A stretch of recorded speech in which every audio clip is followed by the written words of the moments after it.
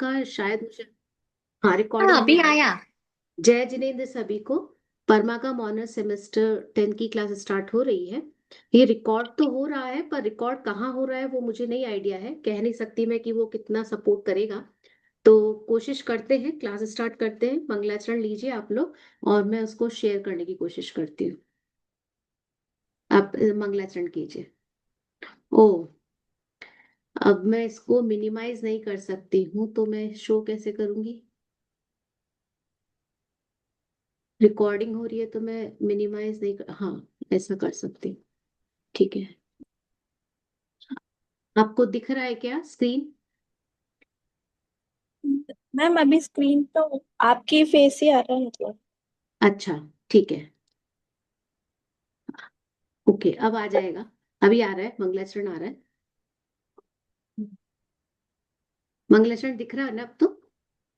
Yes हाँ ma'am, जी दिख रहा है। मैम। हाँ चलिए, इसको स्टार्ट कर लीजिए। मंगलाचरण को कौन कर रहा है? जी मैम, मैं कर लेती हूँ। करिए। अनादर्थ संसिद्धि स्थिताभासदीपर्यः इति वक्ष्ये तयोर्लक्ष्यं सिद्धिमल्पं लघीयसः।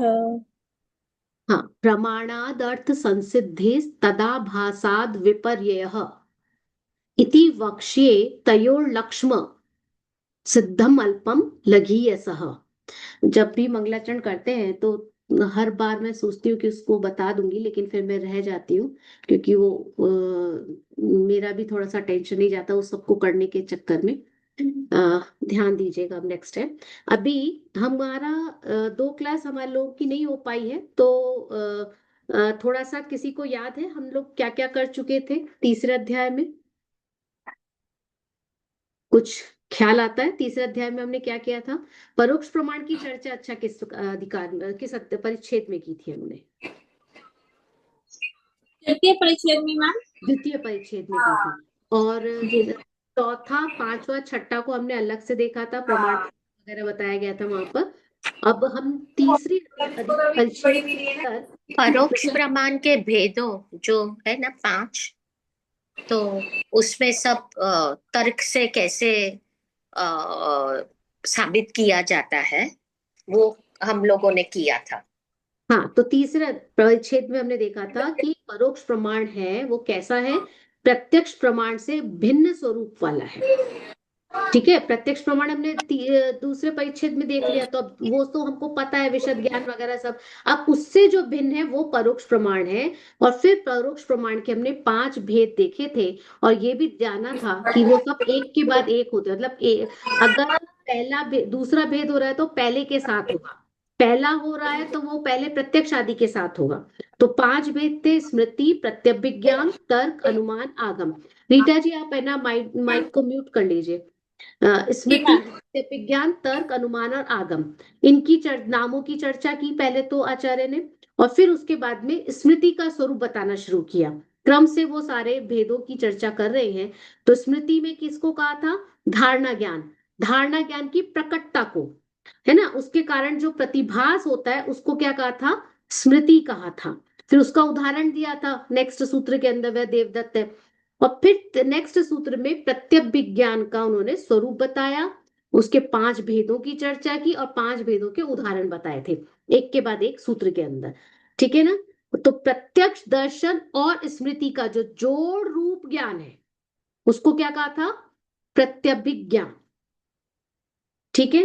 और प्रत्यभिज्ञान के फिर 5 भेद कौन से थे? एकत्व, सादृश्य, वैलक्षण्य, प्रतियोगी और एक सामान्य रूप से।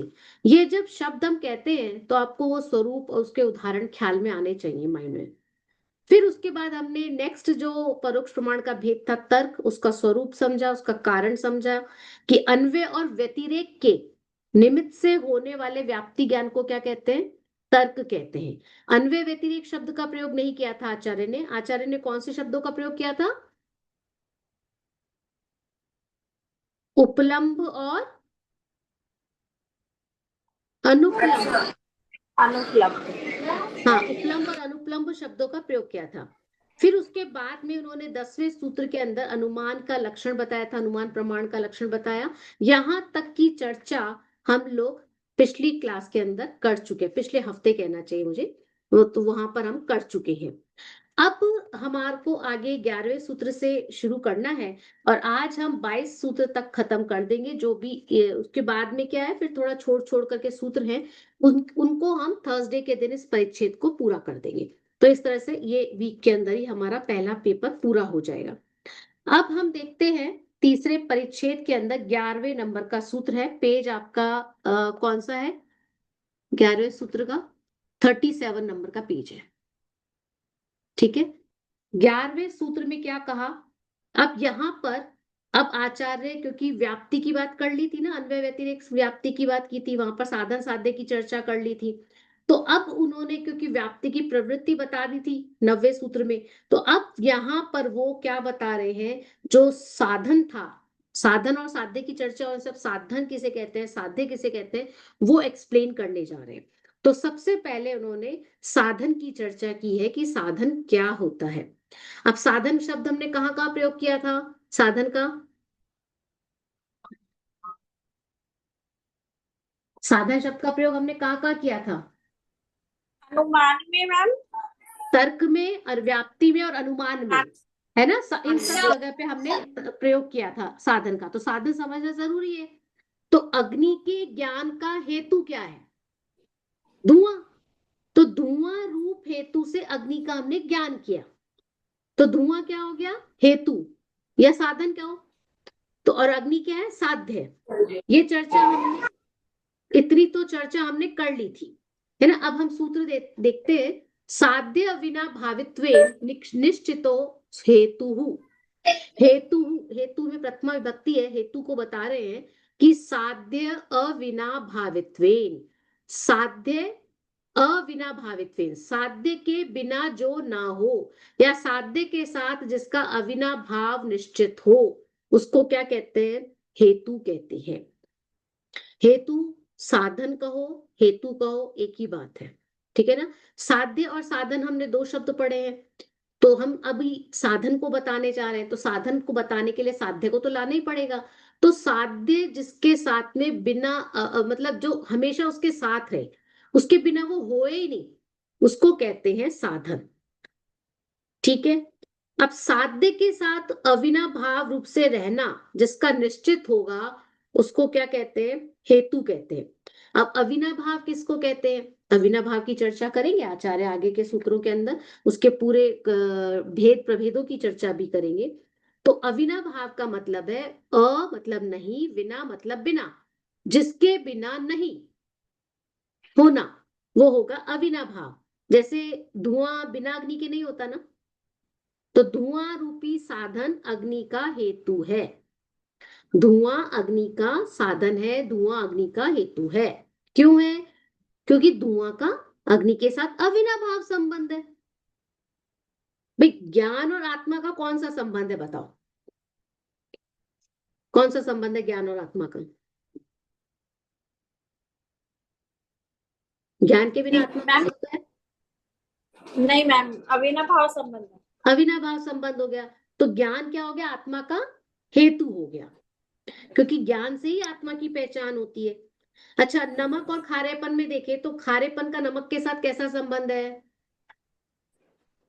अविनाभाव।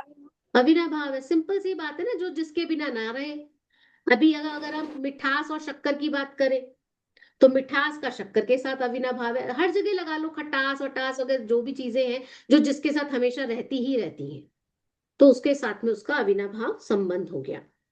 ठीक है, अब आगे आचार्य 12वें नंबर के सूत्र में अविनाभाव की चर्चा करेंगे। देखिए यहाँ पे लिखा है इन्होंने, इसके पश्चात 12 से 15 तक के 4 सूत्रों में अविनाभाव के संबंध में विशेष जानकारी देते हुए भेदों का स्वरूप समझाया गया है। तो 12 से 15 इन 4 सूत्रों में हम अविनाभाव की चर्चा कर रहे हैं। और अविनाभाव किसमें पढ़ा था हमने? साध्य की या साधन में? किसको समझते समय पढ़ा था अविनाभाव?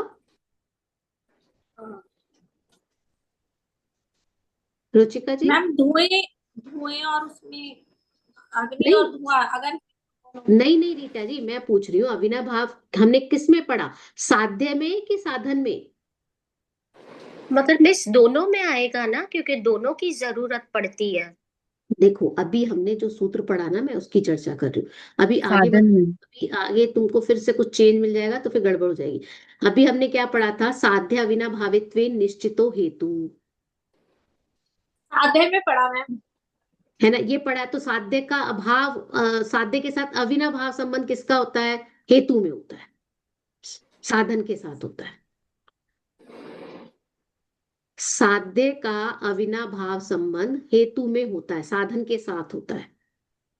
साधन का साध्य के साथ अविनाभाव की चर्चा हम अभी आगे करेंगे, वहां होती भी है कि नहीं होती है, ठीक है। अभी अनिवार्य नहीं है, हाँ अनिवार्य नहीं है। हाँ, वहां अनिवार्य नहीं है, इस ठीक है ना, इसलिए आचार्य का निश्चित है, यहाँ पे हेतु में तो निश्चित है, साधन में निश्चित है साध्य का अविनाभाव, ठीक है। तो ये हमको ख्याल में रहना कि हम चर्चा किसकी कर रहे हैं, तो अविनाभाव की चर्चा हम हेतु के संदर्भ में कर रहे हैं। तो चार सूत्र जब चलेंगे ना तो हम भूल जाएंगे कि चर्चा चल किसकी रही थी, ठीक है। तो अब है 12वें नंबर का सूत्र है, सक्रम भाव नियमो अविनाभाव, सक्रम भाव नियमो अविनाभाव। अविनाभाव को बता रहे हैं, अविनाभाव कैसा है, सहभावी है और क्रम भावी है। सक्रम भाव, सह और क्रम दो बातें लिखी, दो भेद बतलाए और उसके बाद में भाव लिखा, तो भाव शब्द क्या हो गया, अंत्य दीपक हो गया। सह के साथ भी भाव लगेगा, क्रम के साथ भी भाव लगेगा, तो सहभाव क्रम भाव, और नियम शब्द जो है वो भी लगेगा, सक्रम भाव नियम और क्रम भाव नियम। ये किसके साथ है, अविनाभाव के दो भेद हैं। अब इन दो भेदों के बारे में और इनके प्रभेदों की चर्चा भी आगे की जाएगी। तो सहभाव का मतलब क्या हो गया, वर्ड से अगर हम मीनिंग निकालें तो, साथ में रहता है मतलब मैम। हाँ कि जो एक एक साथ होए में तो रहना। दूसरा होता ही है। मतलब साथ में रहना, एक साथ हाँ, रहना, वो अविनाभाव जो एक साथ रहे, और क्रम से होने वाला अविनाभाव मतलब एक के बाद एक हो, क्रम से जो होगा, है ना, सिंपल सा है, कोई मुश्किल तो है नहीं। सक्रम भाव अनियमो, सक्रम भाव नियमो अविनाभाव, इस सूत्र के अंदर कुछ भी मुश्किल नहीं है कि सहक्रम सहभाव नियम और क्रम भाव नियम ये अविनाभाव के दो भेद है। और अगर हम मोटे मोटे रूप से समझे तो जो साथ रहेगा अविनाभाव वो सहभाव हो गया, और जो क्रम से होगा वो क्रम भाव नियम अविनाभाव हो गया, ठीक है। नेक्स्ट सूत्र ले ले। अब है 13वां नंबर का सूत्र है, सहचारिणो सहचारिणोर व्याप्य व्यापकयोश्च सहभाव। सहचारिणो, सहचारिणो के बाद में विसर्ग है, विसर्ग को ओ हो गया और विसर्ग का र भी ऊपर चढ़ गया व्याप्य के ऊपर, सहचारिणोर व्याप्य व्यापकयोश्च। दोनों में विभक्ति सेम है, सहचारिणा में और व्यापक व्यापकयो में। फर्क इतना है, सहचारिणा एक वचन हो रहा है और व्याप्य व्यापक द्विवचन हो रहा है, विभक्ति कॉमन है दोनों में। तो सहभाव को यहाँ पर आचार्य बताना चाह रहे हैं। तो सहभाव कैसे होता है, सहभाव में भी दो भेद होते हैं, उनकी चर्चा इस सूत्र में की है। कौन कौन से हो गए, एक तो सहचारिणी हो गया, सहचारिणी हो गया, और दूसरा हो गया सहचारी के अलावा व्याप्य व्यापक। व्याप्य और व्यापक पदार्थों को सहभाव होता है, जो साथ में रहने वाले सहचारी हो गए, और व्याप्य व्यापक जो पदार्थ होते हैं उनका सहभाव कैसा होता है, अविनाभाव होता है। तो सहभाव अविनाभाव कैसे घटित हुआ, दो तरीकों से घटित हो गया, एक तो सहचारी के साथ और दूसरा व्याप्य व्यापक के साथ। सहचारी का मतलब साथ साथ रहना, सह साथ साथ रहना, अविनाभाव संबंध की बात करें ना, साध्य साधन का संबंध बता रहे हैं, तो एक साथ रहने वाले साध्य और साधन के संबंध को क्या कह रहे हैं, सहचारी या सहभाव। अब पुद्गल में रूप रस गंध स्पर्श है, तो ये क्या है, सहभागी है, सहचारी है, सहचारी है या नहीं है, सहभाव है कि नहीं है इनमें, हाँ, सहचारी है, इनमें साथ में ही विरोध रहते तो हैं। नहीं है ना, इनके अंदर आपस में कोई विरोध है क्या कि रूप है तो रस नहीं होगा, नहीं रस नहीं है नहीं, तो सहचारी है। सहचारी एक साथ है, एक साथ रहते हैं, एक होता है। है ना। अभी एक और तरह की बात अगर हम करें जहां पर चीजें साथ रहती हैं लेकिन साथ रहने पर प्रॉब्लम आ जाती है, उनको दोष बन जाता है, वो कहलाता है सह अवस्थान दोष। उसकी चर्चा यहाँ नहीं की गई है, वो एक एक्स्ट्रा नॉलेज है, मैं आपको बता रही हूँ। सह अवस्थान दोष कहलाता है, साथ में रहने पर भी दोष हो जाता है। क्योंकि हमने साथ में रहने की बात की है ना, तो उसका खुलासा हो जाए तो अच्छा है, क्योंकि कभी आप सुनेंगे तो फिर आप कंफ्यूज हो सकते हैं कि अच्छा ऐसा भी है क्या। तो साथ में रहने से सहचारी हुआ, है ना। तो लेकिन साथ में रहने से कभी कभी दोष भी हो जाता है, एक साथ रहने पर विरोध भी हो जाता है। कैसे? अच्छा बताओ, नित्य और अनित्य दोनों कैसे हैं? एक दूसरे के सहचारी हैं क्या? एक साथ रह सकते हैं कि नहीं रह सकते? जी नित्य जी। रह सकते हैं? हाँ। कैसे? क्यों? अपेक्षा सहित। हाँ, वस्तु नित्य भी है और अनित्य भी है, हाँ। तो एक साथ है ना। आत्मा नित्य हम्म भी है, आत्मा नित्य भी है। आत्मा में नित्य और अनित्य एक साथ रह रहे हैं कि नहीं रह रहे? रह रहे हैं। भले भले द्र- ऑपोजिट है, साथ हाँ, में रह द्रव्य रहे। दृष्टि से देख रहे हैं तो आत्मा नित्य है, और पर्याय दृष्टि से देख रहे हैं तो आत्मा नित्य है। तो इसका मतलब इनके एक साथ रहने में कोई दोष नहीं है। अच्छा बताओ, आत्मा को चेतन अचेतन क्या कहें? चेतन अचेतन दोनों रह सकते हैं? आत्मा चेतन अचेतन दोनों है? नहीं मैम, चेतन है only। नहीं, सिर्फ चेतन ही है। हाँ, अब देखो यहाँ पे ये दोनों एक साथ नहीं हो सकते, क्योंकि चेतन चेतनत्व जो है वो अचेतनत्व के साथ एक साथ रहने से उसमें कौन सा दोष आ जाएगा? सह अवस्थान दोष हो जाता है। चेतनत्व और अचेतनत्व दोनों एक साथ नहीं रह सकते। अभी सास बहू की जब बहुत ज्यादा खटपट हो जाती है, बहुत ज्यादा अनबन हो जाती है, तो क्या कहता है? अब हम इनके साथ नहीं रह सकते, अब बहुत हो गया। साथ रह रहे थे ना अभी तक, अब नहीं रह सकते, क्योंकि अब सह अवस्थान दोष हो रहा है। तो जब दो लोग एक साथ नहीं रह पाए तो सह अवस्थान दोष कहा जा सकता है। ये समझने के लिए, ऐसा सच्ची में मत कह लेना, ये तो जस्ट अपने को एक अंडरस्टैंडिंग के लिए कि भाई जब दो लोग साथ नहीं रह पा रहे तो सह अवस्थान दोष हो गया, ऐसा नहीं होता। कोई व्यक्ति के ऊपर घटित नहीं होता है, ये वस्तु के लिए ही होता है। जैसे जीव रूपी भी है और अरूपी भी है, जीव रूपी भी है और अरूपी भी है, कह सकते हैं क्या? नहीं मैम। नहीं कह सकते। क्यों? क्योंकि रूपी तो पुद्गल ही होता है। आचार्य उमा स्वामी ने कहा है ना तत्वार्थ सूत्र में, रूपिणः पुद्गलः, याद आता है? जी मैम। तो जीव तो अरूपी है और पुद्गल का स्वभाव रूपी है। तो इसका मतलब रूपी अरूपी के साथ रहने में सह अवस्थान दोष है। अच्छा बताओ, जीव ज्ञानमयी भी है और सुखमयी भी है, ऐसा कह सकते हैं क्या? इसमें कोई सह अनवस्था दोष आएगा? नहीं मैम, ज्ञान नहीं आएगा। नहीं आएगा, क्योंकि ज्ञान और सुख के साथ रहने में कोई दोष नहीं है। अच्छा, पुद्गल में रूप और रस एक साथ रह सकते हैं? Yes ma'am. हाँ, तो उनमें अविनाभाव है कि नहीं है? हम्म है ना। तो पुद्गल रूप वाला भी है और रस वाला भी है, दोनों का सहभाव नियम है। और कैसा है? अविनाभाव है, एक के बिना दूसरा नहीं होता। अच्छा, क्या ऐसा नहीं हो सकता कि आत्मा सिर्फ सुखमयी हो, ज्ञानमयी ना हो? ऐसा हो सकता है? नहीं मैम, नहीं हो हम्म सकता। या ज्ञान ऐसा की होता है सुख कि है। आत्मा ज्ञानमयी हो और सुखमयी ना हो?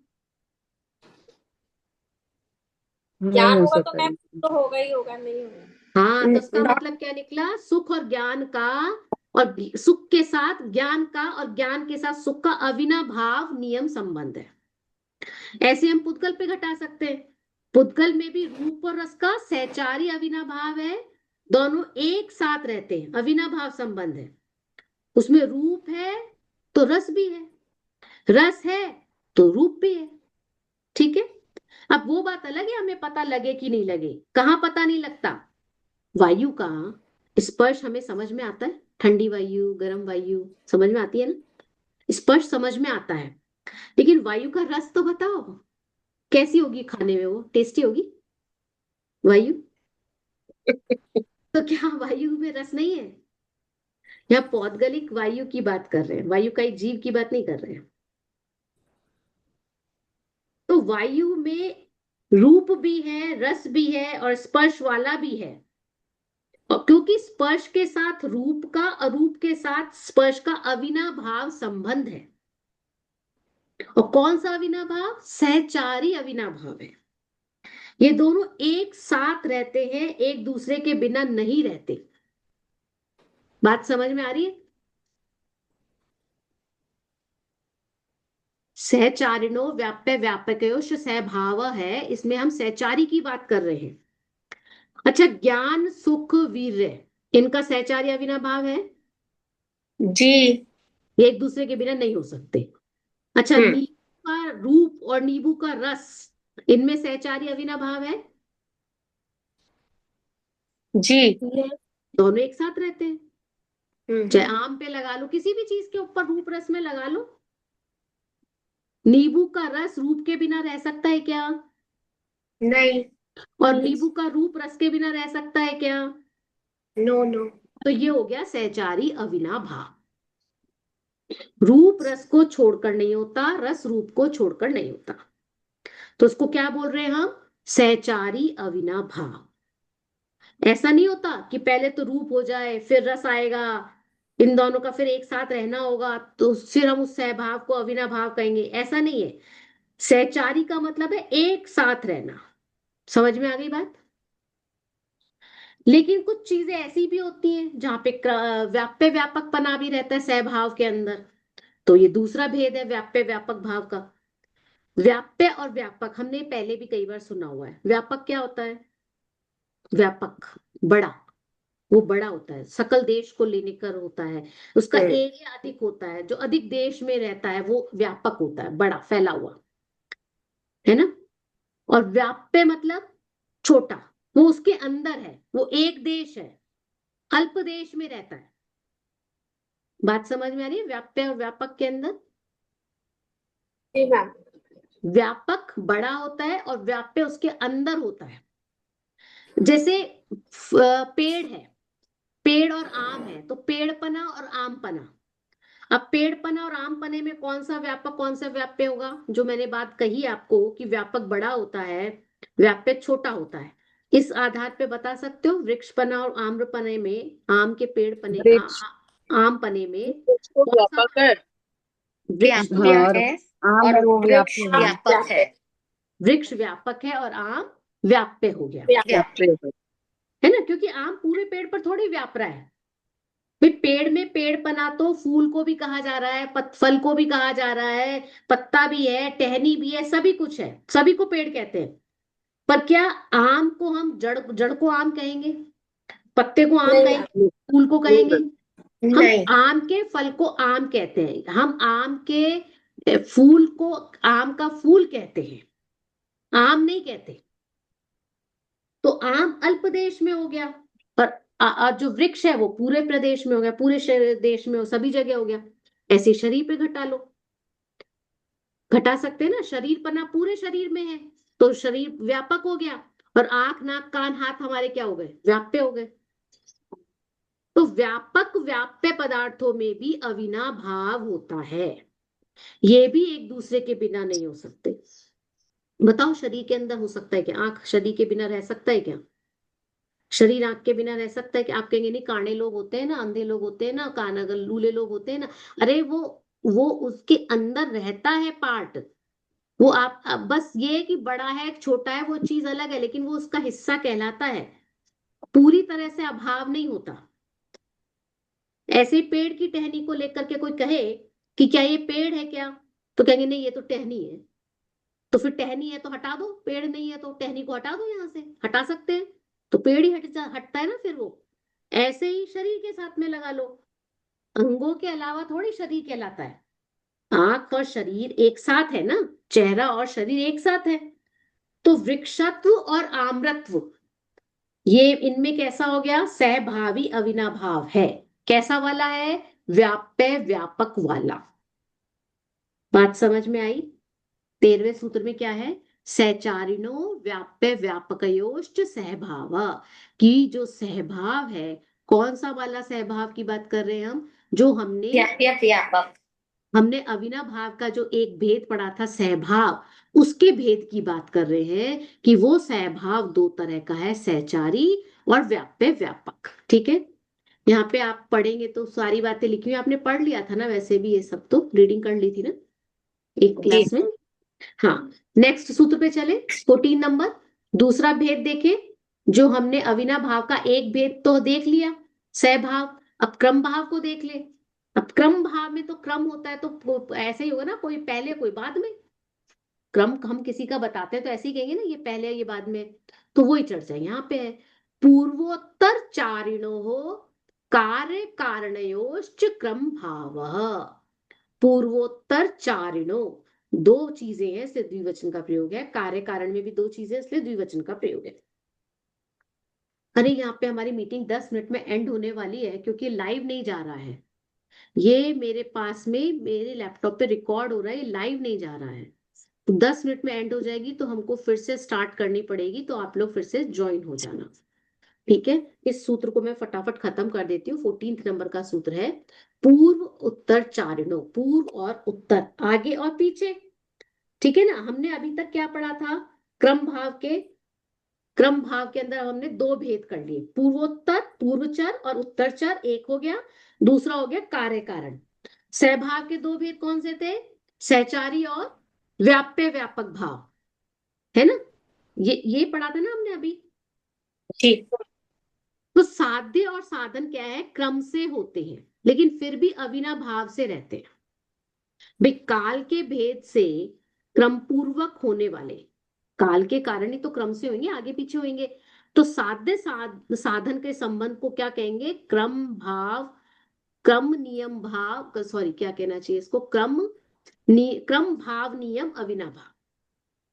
क्रम भाव नियम अविनाभाव, काल के भेद से जो होगा, मतलब पहले होने वाली पर्याय और बाद में होने वाली पर्याय के साथ क्या हो गया, अविनाभाव संबंध हो गया। संडे और मंडे, डेज में लगा लो, मंथ्स में लगा लो, तो पूर्व उत्तर हो गया ना। संडे के बाद नियम से मंडे ही आता है ना, इसमें कोई शंका है क्या। तो ये पूर्वचर उत्तरचर हो गया, तो पूर्वोत्तर उत्तरवर्ती में अविनाभाव हो गया। अब गेहूं की पर्याय भी एक के बाद एक ही तो आती है ना, रोटी की पर्याय भी एक के बाद एक आती है। भैया आप आटा लेते हो, गेहूं पिसवाते हो, फिर आटा बन के आता है, आटे को फिर आप पानी से लगाते हो, और फिर उसके बाद उसकी रोटी का लोया बनाते हो, फिर बेलते हो, सब एक के बाद एक ही होता है ना। कभी ऐसा किया है आटा बाद में पीसा और लोया पहले बन गया हो, सब क्रम से होता है, एक के बाद एक क्रम से होता है। तो भोजन का भी एक व्यवस्थित नियम होता है, क्रम होता है। अभी आप दाल भी बनाओगे तो पहले सूखी दाल होती है, फिर आप उसको धोते हो, फिर भिगोते हो, फिर उसके बाद उबालते हो, तो एक क्रम से चल रहा है ना ये। तो पूर्व होने वाली क्या हो गई, पूर्वोत्तर या पूर्वचर भी कह सकते हैं, और बाद में होने वाली उत्तरोत्तर या उत्तरचर भी कह सकते हैं। अब दूसरा भेद क्या है क्रम भाव का, कार्य और कारण। ये तो हमें दिक्कत ही नहीं है समझने में, एक कारण है दूसरा उसका कार्य है। भाई धुआं और अग्नि है, इसमें कारण कार्य संबंध है ना, अनुमान के अंतर्गत ही पढ़ रहे हैं हम सारी बातें। हमने पढ़ा था ना व्याप्ति ज्ञान तर्क है, तो व्याप्ति घटित हो रही है, अविनाभाव का दूसरा नाम व्याप्ति है, और व्याप्ति के ज्ञान को ही तर्क कहते हैं, और तर्क का ही प्रयोगात्मक रूप से जो लाना होता है उसको हम अनुमान कहते हैं। अनुमान प्रमाण हमको अभी पढ़ना है ना, नेक्स्ट वाला जो है हमने अनुमान की प्रमाण का लक्षण पढ़ा था 10वें सूत्र के अंदर, साधनात् साध्य विज्ञानम अनुमानम। तो अनुमान क्या था, वो प्रयोगात्मक फॉर्म है, किसका, तर्क का। हमने जब भेदों की चर्चा पढ़ी थी परोक्ष प्रमाण के, तो कहा था ना एक के बाद एक सब एक के साथ होंगे, तो अनुमान से पहले तर्क आता है, तो तर्क आएगा ही ना अनुमान के अंदर। तो तर्क का जो हमने प्रैक्टिकल किया तो वो अनुमान हो जाता है। तो अग्नि और धुएं में क्या है, कार्य कारण अविनाभाव है।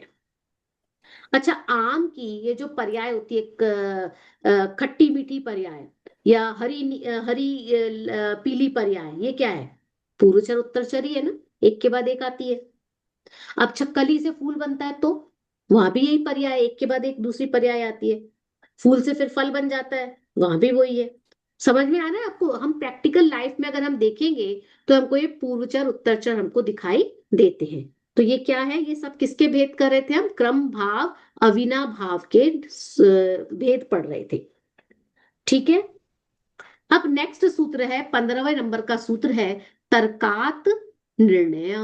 तर्क से निर्णय होता है। तर्क से निर्णय होता है। किसका निर्णय होता है? अरे जो पूर्व में चर्चा की ना 4 सूत्रों में अविनाभाव, उसकी चर्चा कर रहे हैं कि तर्क से, तर्कात तत् निर्णय, तर्कात तर्क से, तत् मतलब उस अविनाभाव का निर्णय होता है। मतलब प्रत्यक्ष आदि प्रमाणों से नहीं होता। अविनाभाव का निर्णय प्रत्यक्ष आदि प्रमाणों से नहीं होता, तो किससे होता है? अविनाभाव से ही तर्क का निर्णय होता है। ठीक है, तो यहां तक हमने कितनी क्या क्या चर्चा कर ली? साधन की चर्चा कर ली। समझ गए? अब नेक्स्ट साध्य की बात करेंगे आगे के सूत्रों में। तो साधन की बात में हमने क्या कहा था? अनुमान से साधन की चर्चा स्टार्ट हुई थी। साधनात् साध्य विज्ञानम अनुमानम 10वां सूत्र था। साधन से साध्य का जो ज्ञान है वो क्या कहलाता है? अनुमान कहलाता है। याद आता है? अम्मी जी आप थे क्लास में तब? कविता जी? नहीं तो मैम, साधन, मैंने तो 12वें सूत्र से ज्वाइन करी थी। अच्छा, अभी हाँ अभी जी। आज ही ज्वाइन किया है? नहीं नहीं, अभी इस समय 12वें से करी थी मैंने, 10वां नहीं अच्छा कर पाई थी मैं। अच्छा, नहीं 10वां तो हमारा पिछली क्लास में हो हाँ, गया था। अच्छा ब- अच्छा अच्छा, मैंने तो तो 12वें साधन को, सूत्र से ज्वाइन साधन किया। का दूसरा नाम क्या पढ़ा हमने? हेतु। हेतु। हेतु, हेतु। है ना? अब कारण। हेतु कैसा होता है? हेतु अविनाभाव वाला होता है, अविनाभाव के साथ होता है। पढ़ा है ना हमने ये सब, मैं रिवाइज करा रही हूँ आपको। और फिर जी अविनाभाव के जी। 2 भेद देखे, सहभावी क्रमभावी। ठीक है ना? क्रमभावी। फिर सहभावी के 2 भेद देखे, सहचारी और व्याप्य व्यापक। जी। सहभावी के 2 भेद कौन से? सहचारी और व्याप्य व्यापक। व्याप्य व्यापक। और जी क्रमभावी के क्या है? पूर्वचर और उत्तरचर, या कार्य और कार्य कारण। पूर्वचर, उत्तरचर, कार्य कारण। तो देखो बहुत इजी है, भेदों को ख्याल में रखना। क्रम भावी के जो 2 भेद हैं उनमें 2-2 शब्द आ रहे हैं, पूर्व उत्तर कार्य कारण, है ना? 2 शब्द आ रहे हैं। लेकिन सहभावी में ऐसा नहीं है। सहभावी में एक व्याप्य व्यापक आ रहा है और एक सहकारी है, सहचारी है। सचारी। हाँ, जी तो साधन अब तक हमने देख लिया। अब हमारा साध्य कैसा होना चाहिए वो 16वें नंबर के सूत्र से शुरू होगा। ठीक है, अभी हमारे पास 3.5 मिनट है मीटिंग को खत्म करने के अंदर। उसके बाद में ये मैम, मीटिंग, इसी पे ज्वाइन करना पड़ेगा। हाँ इसी इसी लिंक पे ज्वाइन करना पड़ेगा। कभी ये बस ठीक है सवा मैम। 3 मिनट, 3 मिनट के अंदर खत्म होने वाली है मीटिंग। तो हम तब तक 16वें नंबर का सूत्र और ले लेते हैं। हो जाएगा तो well g and g. Good, नहीं तो फिर वहां पे रिपीट कर लेंगे थोड़ा। 16वें नंबर ठीक का है। सूत्र है इष्टम, इष्टम बाधितम सिद्धम साध्यम। इष्टम बाधितम सिद्धम साध्यम। साध्य क्या है? देखो दिख रहा है हमको इष्टम, बाधित और सिद्ध, लेकिन ऐसा नहीं है। इष्टम म हलंत है, फिर अबाधित शब्द है अबाधितम, फिर उसके बाद में म हलंत है, फिर असिद्धम। ठीक है, इस तरह से 3 प्रकार के 3 विशेषण हमको साध्य के मिलते हैं। ये भेद नहीं है, ये साध्य के भेद नहीं है। साध्य कैसा होना चाहिए? 3 विशेषण बता दिया आचार्य ने। इष्ट होना चाहिए साध्य, साध्य बाधित होना चाहिए, और साध्य असिद्ध होना चाहिए। ये साध्य का स्वरूप है। अभी आगे आचार्य इनके बारे में सब डेप्थ में बताने वाले हैं। पर इसमें इष्ट जो शब्द है उसमें वादी और प्रतिवादी 2 शब्द आने वाले हैं। तो उनको हमने पहले भी क्लास क्लास के अंदर समझा था। फिर से थोड़ा सा देख लेते हैं, वादी किसको कहते हैं और प्रतिवादी किसको कहते हैं। वाद विवाद प्रतियोगिता होती है, उसमें एक वादी होता है एक प्रतिवादी होता है। एक अपना पक्ष को रखता है, एक उसके अपोज में बोलता है, उसके विरुद्ध में बोलता है। दोनों एक दूसरे के दुश्मन नहीं होते, केवल अपनी बात को रख रहे होते हैं, बात के दूसरे एंगल को प्रेजेंट कर रहे होते हैं। तो प्रतिवादी वादी की बात को क्रॉस करता है, ऐसा ही करता है डिबेट के अंदर। तो न्याय में भी वादी प्रतिवादी होते हैं। तो वादी को क्या कहेंगे?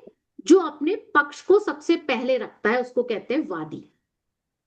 वो अपने पक्ष को स्थापित करता है, वो अपनी अपनी धारणा को, अपने अपने जो उसकी आइडियोलॉजी है उसको एस्टेब्लिश करता है ना? और फिर अब वादी ने जो बात कही, उसी उसकी बात का खंडन कौन करता है? प्रतिवादी। उसके अगेंस्ट कौन बोलेगा? प्रतिवादी। वो उसका निराकरण करता है कि नहीं ये वाली बात ठीक नहीं है। ठीक है ना? कोर्ट में भी ऐसे ही होता है, एक वकील अपना पक्ष रखता है, फिर प्रतिवादी वकील आकर के उसके अगेंस्ट बोलता है। ठीक है, अब सूत्र में जो इष्ट शब्द है इसके अंदर हमने वादी प्रतिवादी को तो समझ लिया। ठीक है, पर ये इष्ट पद वादी की अपेक्षा से है। अभी आगे सूत्र आएगा इसी बात के बारे में। इष्ट पद वादी की अपेक्षा से है और अबाधित जो पद है वो प्रतिवादी की अपेक्षा से आचार्य ने रखा है। अबाधित का मतलब है न बाधित, जिसको कोई बाधित नहीं करे, जिसको कोई रोक ना सके, जो बाधा रहित हो। अबाधित का मतलब क्या है? जो बाधा रहित हो, बाधा नहीं आए जिसको सिद्ध करने में। तो जो प्रत्यक्ष आदि प्रमाणों से बाधित नहीं हो वो साध्य कहलाता है। मान लीजिए मैंने हाथ में कोई रेड कलर का पेन पकड़ रखा, मैं कहूं मेरे हाथ में तो ब्लू पेन है, आप क्या कहेंगे? अरे ऐसे कैसे कह सकते हो, हमको तो सामने दिख रहा है रेड पेन है ये, तो आप ब्लू कैसे कह सकते हो? तो प्रत्यक्ष से ही हमको साफ साफ दिखाई दे रहा है ना कि रेड है, तो ये बाधित हो गया ना प्रत्यक्ष प्रमाण से। तो ऐसा साध्य नहीं हो सकता। बाधित